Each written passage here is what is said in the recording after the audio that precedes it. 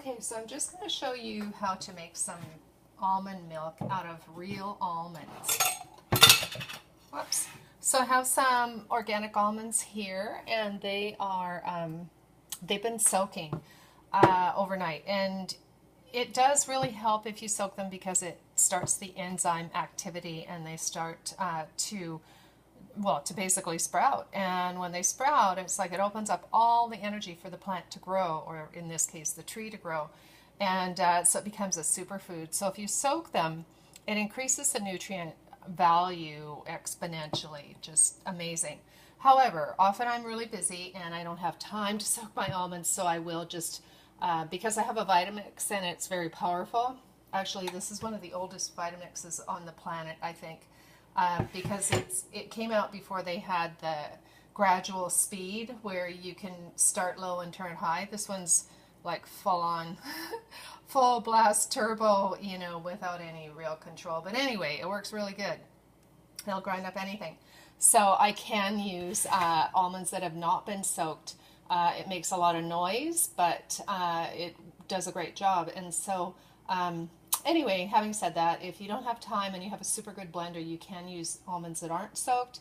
But if you do have the time, it just makes it that much more nutritious.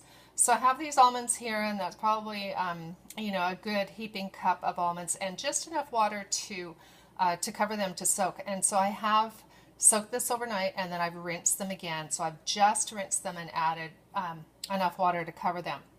You don't want to add too much water, because if you add too much water, the almonds will float around in the water and the blades won't be able to connect and grind it. So you don't want too much water, but that might not be quite enough, and you could just add as you go. I'm going to put about that much water. So if you can see that amount of water. And like I say, this is a really old Vitamix. It's crazy noisy, and it just goes on like full on turbo. So I always have to put a towel over it because it just shoots it right out anywhere it can. Okay, hang on.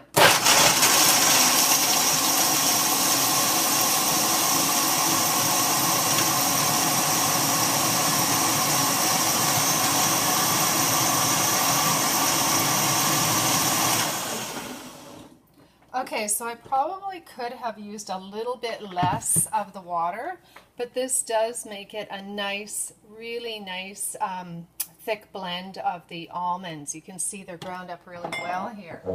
So what you want to do is just add enough water to this to make it whatever consistency that you want.